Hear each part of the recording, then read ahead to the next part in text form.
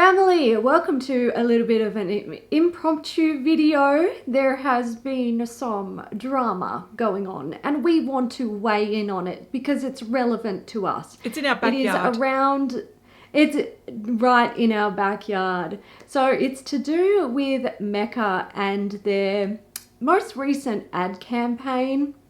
Basically, they were saying that you could do like a full face of makeup for 50 cents.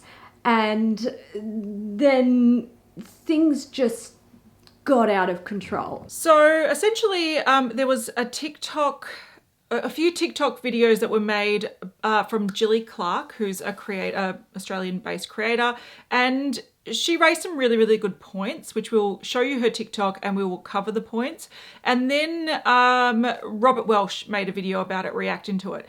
Now, we're not one to jump on the bandwagon of just complaining about something, but I feel like there's a lot going on that we're hearing snippets about, but some of it's being missed. So we thought we'll just add to that discussion. Let's just play her TikTok now so you know exactly what we're talking about. This video is for the Mecca Max execs who were involved in the recent 50-cent cost per wear campaign. But if you're a news outlet, I have a feeling you're going to want to keep watching as well. 9 months ago, I told you that Mecca Max was completely ripping you off. Well, last night I discovered the holy grail of all holy grail Mecca Max ripoffs, and it comes in the form of their recent 50-cent cost per wear campaign. For some quick context purposes, Mecca Max is the in-house brand of the Mecca stores. It's positioned in the market as the more affordable option. Now, their 50-cent cost per wear campaign went live in November, and it essentially tells you that on a select few Mecca Max products, you can create a full face for 50 cents. Now, I was already pissed off at this campaign, but it's actually the disclaimer on the campaign that led to this discovery. Mecca currently has an article on their website about this 50-cent cost per wear campaign. It essentially shows you 3 different looks with a breakdown of the different Mecca Max products that were used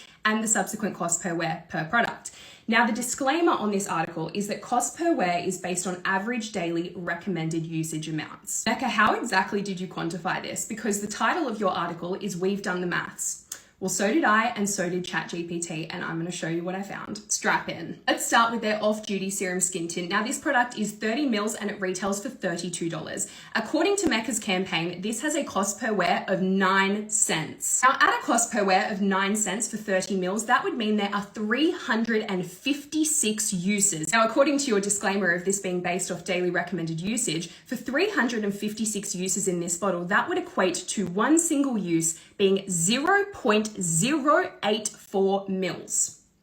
I'm going to show you what 0.084 mils looks like. This is a 1 milliliter medical syringe, and we're going to use it to extract 0.08 mils from that skin tint bottle. That is exactly 0.8 mils. That's how much product you're telling people to use for their full face. Now, the fucked up part's not even the amount of product. It's the fact that this has a 6-month expiration, which means that at 356 uses, even if you wore this every single day, it would still expire before you had the chance to validate the 9-cent cost per wear. Not to mention the fact that you greenlit content for this campaign that shows people using 4 to 5 times the amount of product than what actually validates your figures on this campaign. That's false advertising. But the skin tint's actually not the worst of it. Introducing the off-duty blush stick. This retails for $20 and it has 6.5 grams of product. Now, according to their website, Mecca tells us that this has a cost per wear of 3 cents. Now, a cost per wear of 3 cents for 6.5 grams means that this has 667 uses, meaning that each use is 0.009 grams. That unit is so small that I cannot even show you what that looks like. What I can tell you though is that this has an expiration of 18 months. There is an average of 548 days in 18 months, which means that at 667 uses, once again, this would expire before you even had the chance to validate Mecca's cost per wear. We'll also note that I used to purchase these religiously and not once did this last me longer than 3 months. Our next campaign victim is the Whiplash Tubing Mascara. This retails for $26 and it has 8 mils of product. Now, Mecca's telling us that this has a cost per wear of 26 cents, which at 8 milliliters of product means that there is 100 uses in this tube. Each use equating to 0.08 mils. Let's be so for real, there's not a chance in hell you're getting 100 uses out of this. This would be drier than the Sahara Desert if you tried to use it 100 times. Mecca, I would really like to see you show us exactly what 0.08 mils of mascara looks like on the eyelashes. Let's talk about the campaign for a second, because Mecca, instead of choosing to pull this data from a pool of your consumers and their individual consumer behaviors, You have decided to dictate to us how much of your product we should be using. And in doing that, you've provided us with at least 2 products that would actually expire before we even have the chance to validate the cost per wear that you dictated. Not only that, but you have chosen to run a price-focused campaign in a cost of living crisis. Let me be so clear to everybody who is purchasing Mecca Max products that's watching this. This kind of marketing, this kind of campaign relies on you as the consumer not pulling back the curtain. My personal opinion, one of 2 things has happened. Either this passed through so many hands undetected, which means that Mecca's team is not doing their due diligence, and that is a problem in and of itself, or you knew. You knew the maths, you knew the figures, you knew the expiry date issue, and you chose to greenlight it anyway. The title of the article for this campaign on your website is "We've Done the Maths." That suggests to me that you knew about this. And yet you chose to greenlight a price-focused marketing campaign in a cost of living crisis that relies on the Australian consumer not looking behind the curtain. It goes without saying that no brand, whether it's makeup or clothing, can dictate to you your personal cost per wear. That is up to the consumer's individual behavior. And as one of the biggest beauty retailers in the country, I would hazard a guess that you understand consumer behavior quite well. So how did this campaign get greenlit? It's like they think we're stupid, and I hope as consumers this pisses you off just as much as it pisses me off.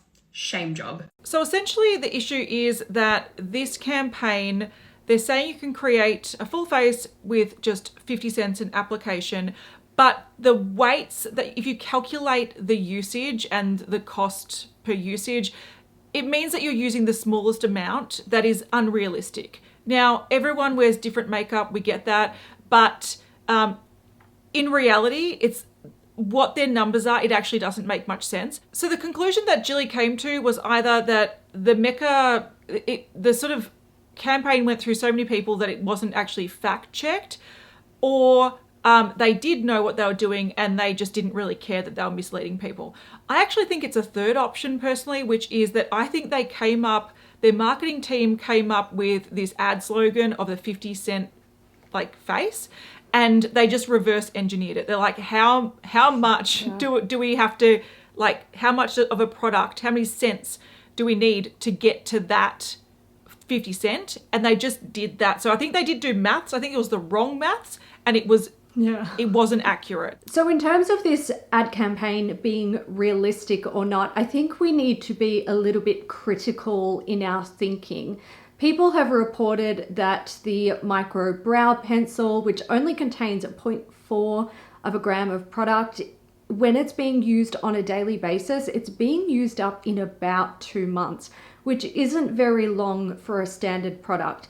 Typically, if you're using a product every day, taking into consideration how much you're using and how much you get in a bottle of product, for example, a foundation, you're typically going to get about 3 months worth of use. So whether this is going to line up across the board or not is really going to depend on the product. I think also the problem is that when Mecca do demonstrate using these products, which are their home brand products, so Mecca Max is Mecca's home brand, I think the problem is that they demonstrate that you use a lot more than what they're saying.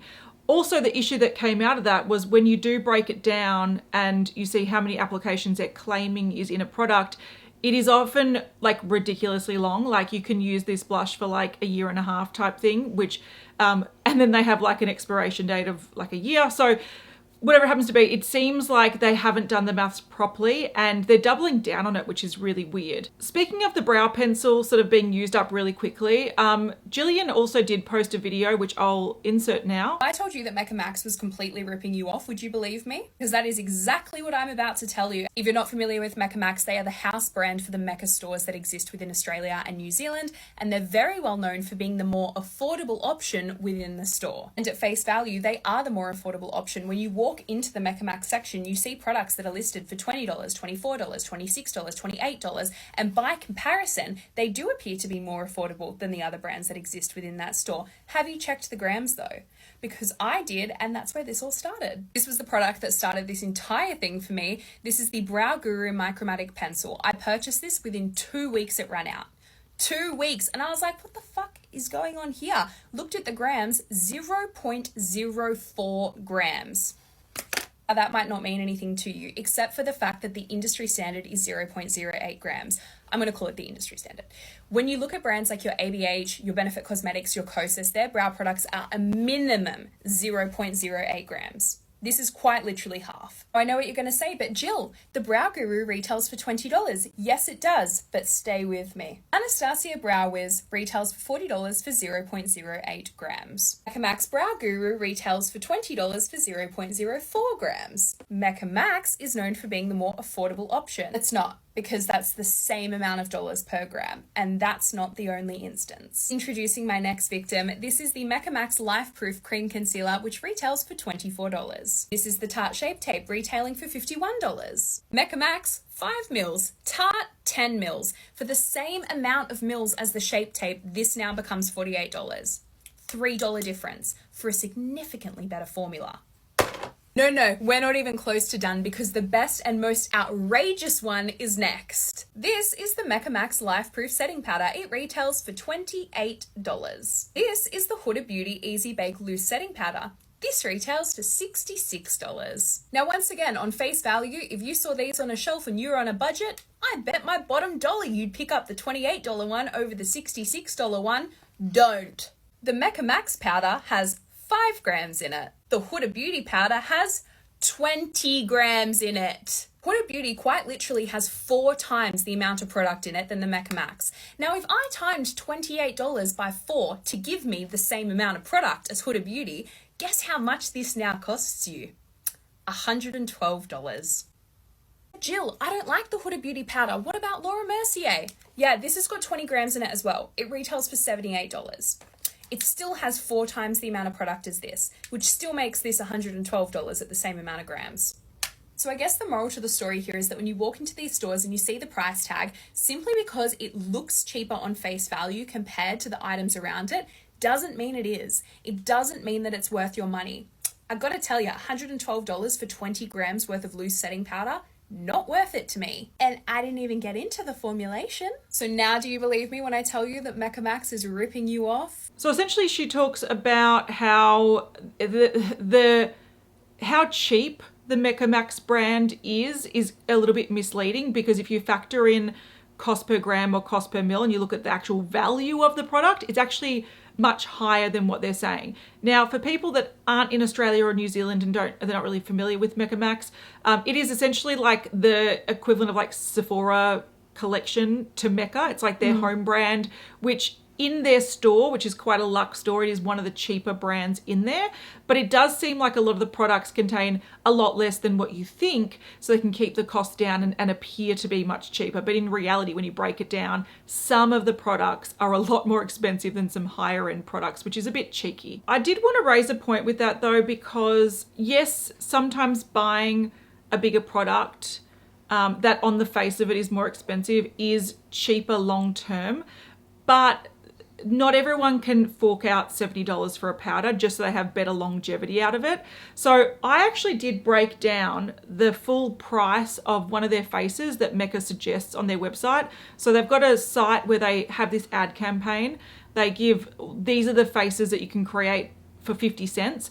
And the first look that they broke down, I actually totaled up the products, and to buy that full face, it's around $114. Now note that Mecca never go on sale, so that is like a firm price. There's not like a 20% off sale like Sephora does. I also then went and took some equivalent products, so the skin tint, blush stick, mascara, shadow stick, and lip liner. I took some really popular brands to see what the equivalent is if you were to buy it in some of these higher end brands. I used Clinique, I used NARS, I used Hourglass, Laura Mercier, and Charlotte Tilbury. That total came to 279 Australian dollars, so significantly more expensive. And then just as a comparison, I also took some e.l.f. Products in the same categories to see what you can get full price for e.l.f. And it came to $64, so a lot cheaper there.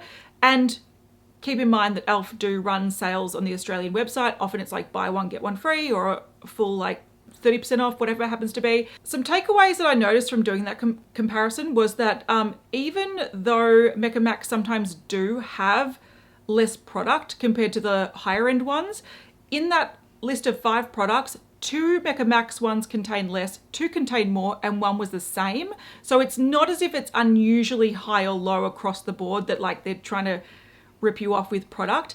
But over all the products, Mecca Max was cheaper than the higher end brands. So there might be some instances where you can find that Mecca Max cost per gram is more expensive. In these breakdowns that I found, they were always cheaper. Elf also was fairly commonly cutting down the size of their products. So example was for the cream blush, the Elf one contained 4.4 grams, the Mecca one contained 6.5 grams, and the NARS one contained 14 grams. It's a lifetime supply of blush from NARS. It is. They're giving you, they're the ones that are going to go off in your drawer, that's for sure. Yeah. So overall, buying Elf, even full price, was obviously the cheapest option.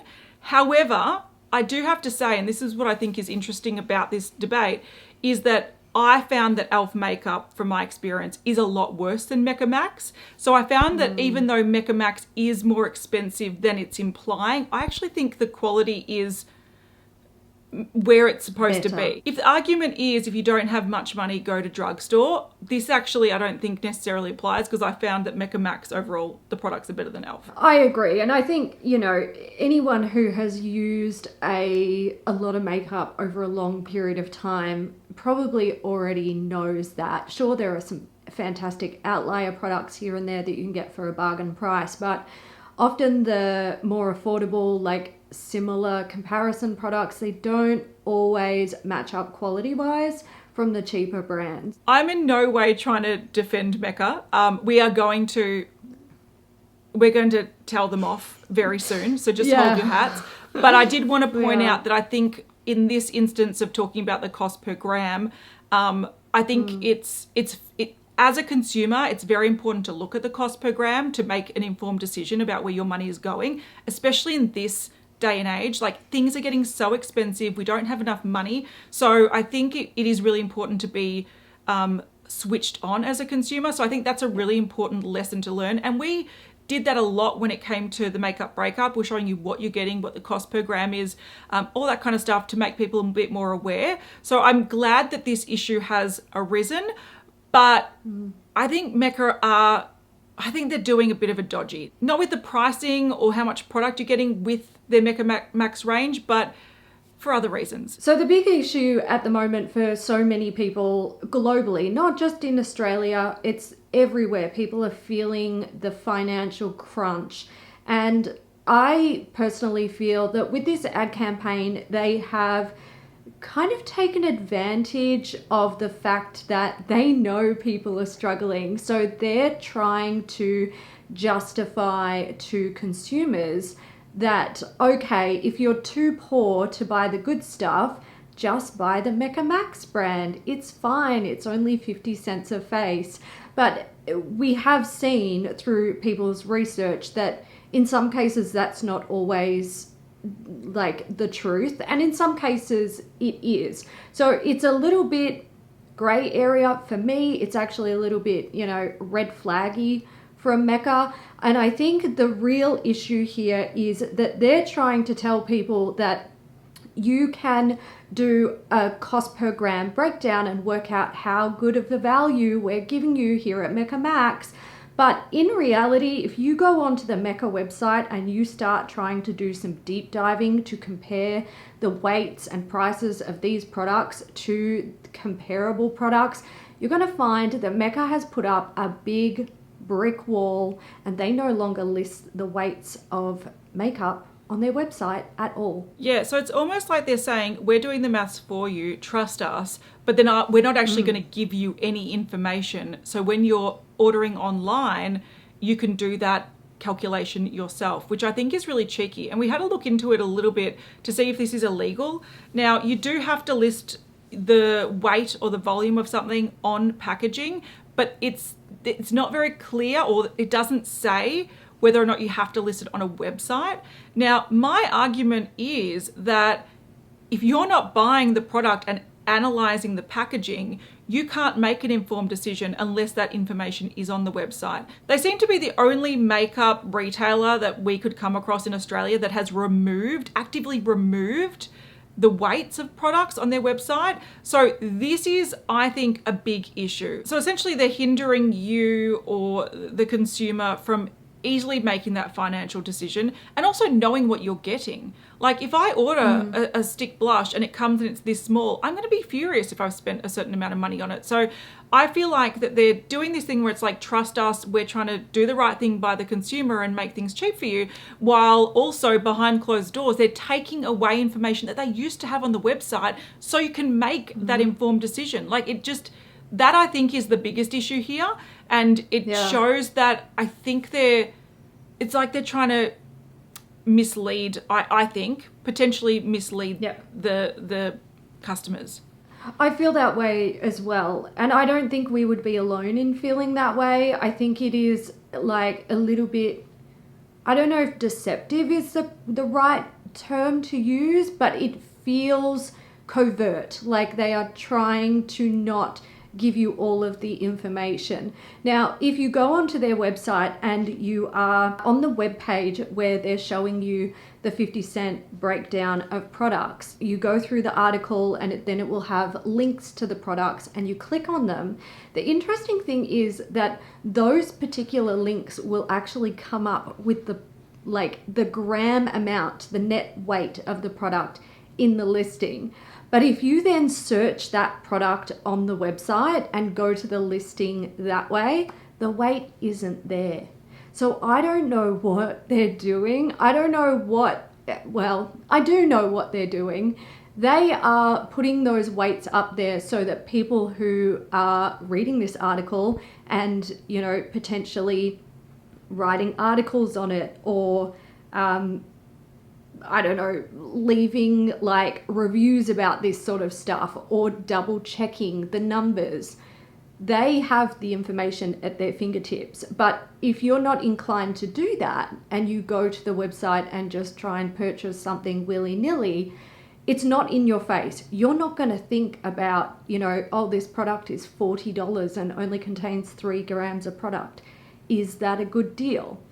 That information is just not offered to you, so you can't be critical about it. Yeah, and it's an interesting time for them to start doing this. Like, this has only been happening within the last year. So prior to that, they've always had weights on there.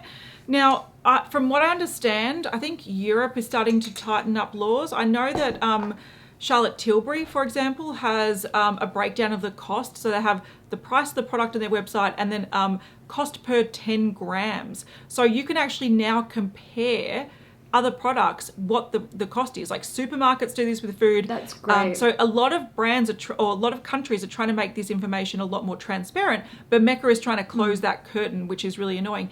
And that takes us to another issue why Mecca is a bloody annoying brand to be around, is that they dominate the market. Some people call them a bit of a monopoly in Australia and New Zealand.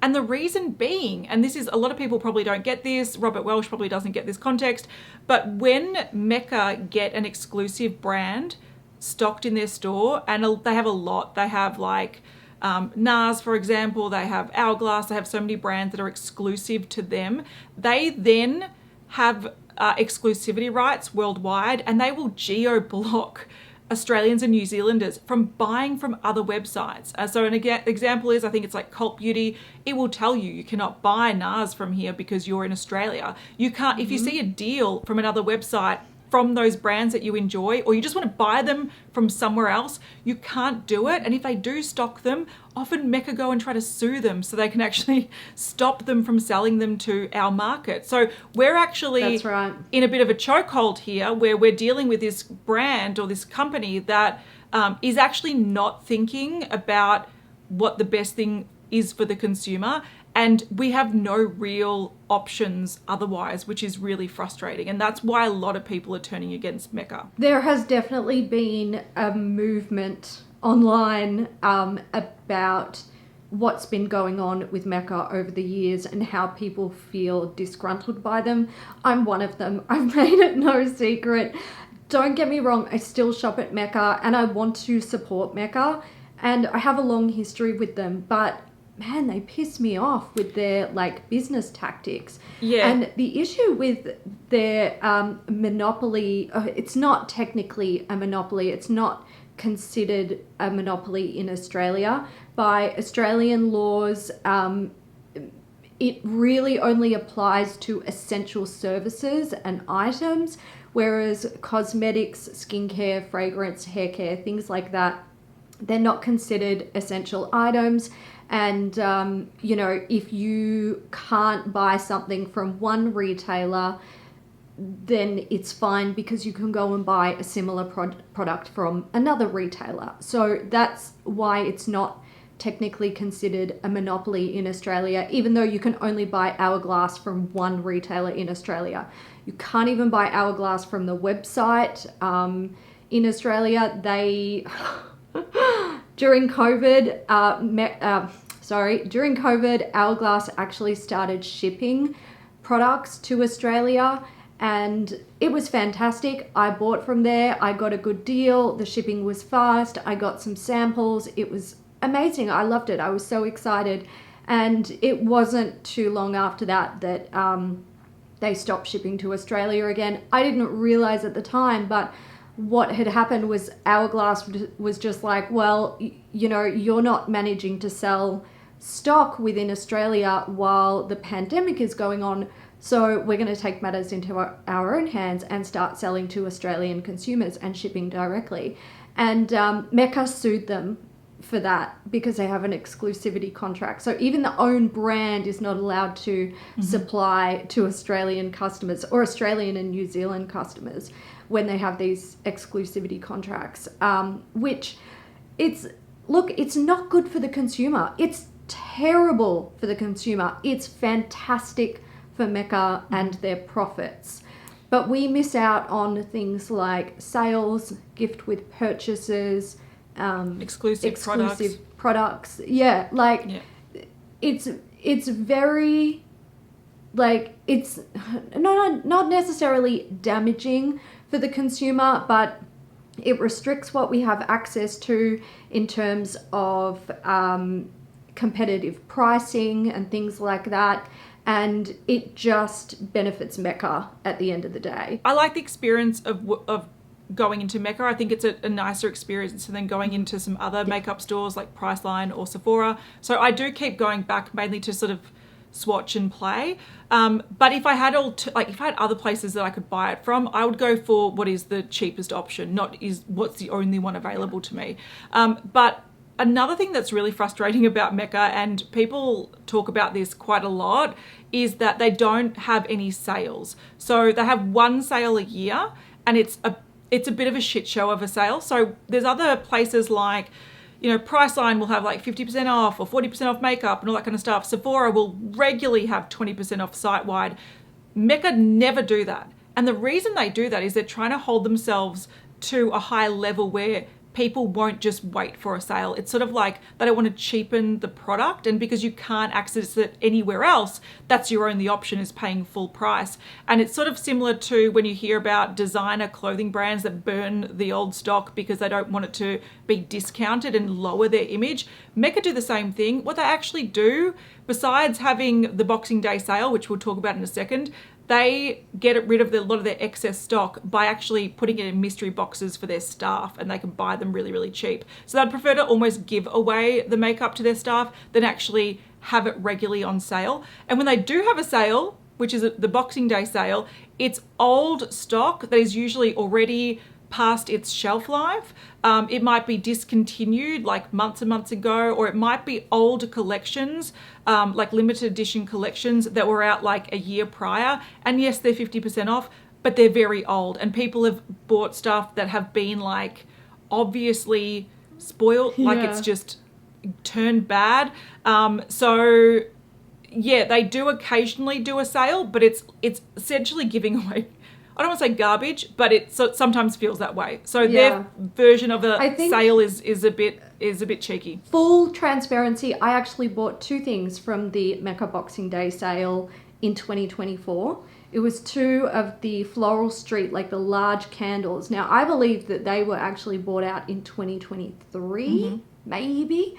And then it appears that Mecca has had some excess. My boxes are all battered up, so maybe they were returns or I don't know. So I bought them 50% off and it's great. But I also think if Mecca are sitting on foundations that were discontinued in 2022 and they're selling them at the end of 2024, like, come on, man, that's really old. People are like checking the batch numbers on some of these products and finding that they're like 5+ years old. Like, these products are old enough to be toddlers. It's kind of gross. No, they're kids. That's kids in like that's almost starting primary they're school. going to kinder.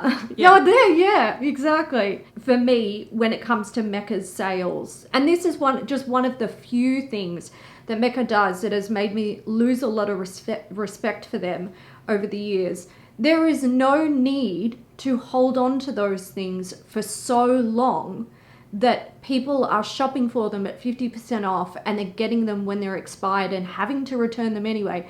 Because in Australia, it's not actually illegal to sell expired beauty products, but you must provide a full 100%, no questions asked refund. It can't be like for store credit or replacement or anything like that. It has to be a full refund. Interesting. So technically they're allowed to do it, but it's gross.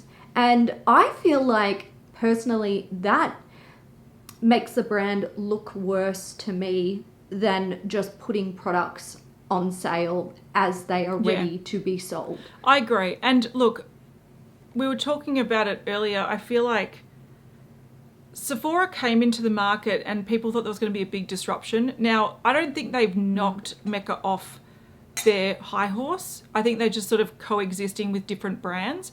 And sort of like if you want, you know, Urban Decay, you go to Mecca. If you want Fenty Beauty, you go to Sephora. It's just something that you know. Now, there is actually a brand that people really love, but it's been online only for the longest time. It's actually the biggest, I think, cosmetics website in Australia. It's Adore Beauty. Now, I think they might come and shake things up a little bit because they're actually going to be opening their first store, I believe, later this year in Melbourne. I think it's in Southland. Now, they are notorious for really good customer service and awesome deals. A lot of like free gifts with purchases, a lot of codes, a lot of better perks for your sort of membership levels, all that kind of stuff. So I feel like the way Mecca's going, what I see it as is like, I like the store. I like the people that work there. They seem to be having a good time. They seem really lovely. But the business practices just scream to me, we don't give a shit about our customers. As long as this is profitable, like, fuck yes, I don't give a shit. Whereas I feel like there's going to be, and also Sephora is the sort of the same way. So it's sort of like damned if you do, damned if you don't. It is. I sort of feel like Adore Beauty is going to sneak in and make up some ground in the retail, like the brick and mortar retail space, simply because I think they're going to offer awesome deals, awesome sales, and as well as the good customer sort of experience. So I think Mecca should be concerned, because if they don't tighten this shit up and they don't start being a bit more responsible, there's going to be other brands that come in or companies that come in to offer that service to their customers, which I'm hoping is Adore Beauty, because I love Adore Beauty. Yeah, look, I really, really hope that this is a flaming success for Adore Beauty. I definitely think that one of the ways that we keep things fair for the consumer is through competition. And in Australia, to be perfectly frank, when it comes to places like Mecca and Sephora, we don't have much competition. It's those two. Sure, we've got David Jones and Maya, but nobody really shops there that much these days. It's a different clientele. You never really see those places busy unless it's like, you know, mid-year sales, Christmas sales, Boxing Day sales. So I wouldn't say that they are on par with Mecca or Sephora. We definitely, and I mean, then we have Chemist Warehouse and Priceline and stuff, and that's drugstore. So it's, again, a different clientele. It's completely different, like, kettle of fish, I suppose. Adore Beauty I think they are probably the only contenders that we realistically have to come in and be like, all right, now we're bringing our game to the table as well. Let's see how you guys can match up to this. If Adore Beauty honor their sales in store, maybe even like coupon codes in store, and you can still get little gift with purchases, you know, they have their perks that's still available to you as an in-store consumer, that changes the game. Agreed. And that's exciting. And yeah, and I really hope it scares Mecca a little bit. I think it will take some time for Adore Beauty to really like get off their feet, but once they're opening stores nationwide, like that's it, game over for everyone. Like they're in, and it's just you know, whoever is, it's really going to come down to the products that you have available. Mm-hmm. But also what I hope to see in the future, or what I think will be interesting to keep an eye out for, is if Mecca start to realistically have their exclusivity contracts, what's the word? Renewed. If Adore Beauty does come to the table as an in-store retailer. Yeah. Now, I can't imagine that Hourglass would be like, oh, you have one store in Melbourne. Sure, we're going to like move away from Mecca and come and work with you. That's not realistic. I wouldn't do that if it was my business, but you know, give them 5 or 10 years. That sounds like such a long time, but you know what I'm saying. One day we might get to see that is a change, and I think that's the change that we need. I agree with you. We need to have more competition to keep them honest, but it's also interesting to hear all this sort of drama pop up, because I was saying to Hailey before, when I saw those TikToks about like the price breakdown and the sort of misleading marketing, a lot of people seem to be shocked. I'm like, I expected this from them. Like, this is something that I'm like, Did you not? You're like, yeah, that's the kind of like shit they do. That's what we have to put up with. So yeah, for it to be sort of such a topic of conversation, we sort of wanted to weigh in on it, because I think we have dealt with this for a long time, but I think there's also some undercurrents of other issues that people sort of skim over. But I think, good. Call them out in their bullshit. Let's see what happens. Change doesn't happen when everyone's quiet. You know what I mean? Like, we need people to be loud and vocal about it, and we need people to be offended by it, and, you know, call out Mecca, and maybe someone at Mecca will be like, oh fuck, we're embarrassed, and we don't want to lose our consumers, so maybe we should put the weights of our makeup items back on the website.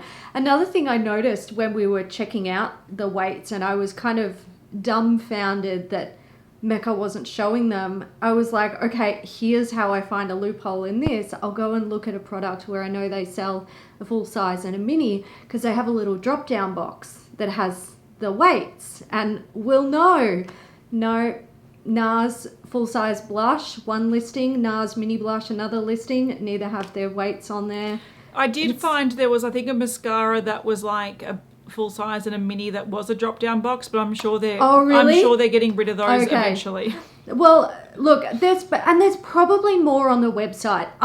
That's what I was trying to do, find products where I was like, surely there has to be products where, makeup products specifically, where they have the weight listed. And I do just want to specify, in case anyone is watching this and they're like, I'm going to the website to double check this, I need to fact check. Skincare and fragrance all have weights on the which is the a website. weird choice. And that, I'm wondering if the skincare is a legal thing where they're like, no, we do have to show the weight. I'm not sure. I'm not too sure. I am very mad at Mecca.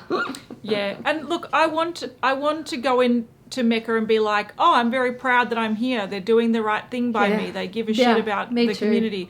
But they're doing a lot of things over the past few years. It's been sort of mounting to show that that's actually not really the case. So I hope they do turn it around and it becomes a place that people respect again. So do I. Yeah. Yeah, I don't want to hate Mecca. I want to be proud that we have like you know, an Australian grown company that has helped to bring all of these brands to Australia. But also I don't want to think about all of the stuff going on behind the scenes at Mecca and be like, oh, that makes me feel dirty. Yeah. I need to shower. Yeah. Oh, another one that should open a brick and mortar, Glam Raider. They would be good. Oh, They would be good. they would be sensational. I'm actually surprised that they haven't. At least Hopefully. one in Melbourne.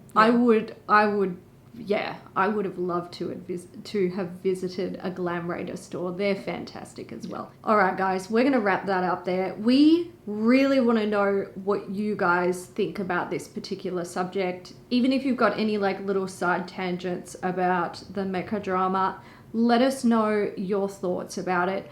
We had other topics that were going to go into this video, but I think it would have been about 3 days long. So we decided to just focus on this, but we're going to use the comments to gauge what you guys think about it.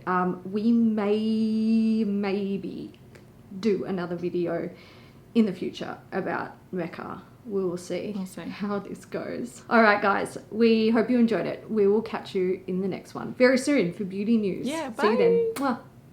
Bye.